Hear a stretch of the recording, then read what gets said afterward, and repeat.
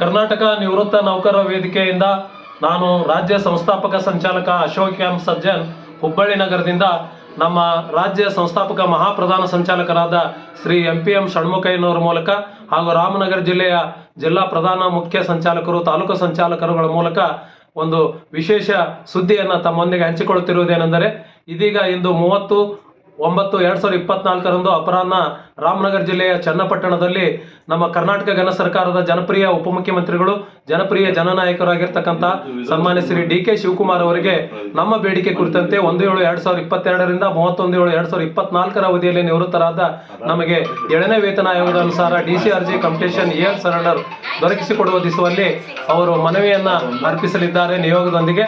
ಈ ಒಂದು ಮನವಿಯನ್ನ ಸನ್ಮಾನ್ಯ DK ಶಿವಕುಮಾರ್ ಸಾಹೇಬರು ಪರಿಗಣಿಸಿ ಸ್ವೀಕರಿಸಿ ಅಂಗೀಕರಿಸಿ ಸನ್ಮಾನ್ಯ ಮುಖ್ಯಮಂತ್ರಿಗಳ ಮನವೊಲಿಸಿ ನಮ್ಮ ಬೇಡಿಕೆಯನ್ನು ಈಡೇರಿಸುತ್ತಾರೆ ಎಂಬ ತುಂಬು ವಿಶ್ವಾಸವನ್ನ ತಿಳಿಸುತ್ತಾ ಈ ಒಂದು ಸಂಗತಿಯನ್ನು ತಮ್ಮೆಲ್ಲ ಗಮನಕ್ಕೆ ತರುತ್ತಿದ್ದೇವೆ.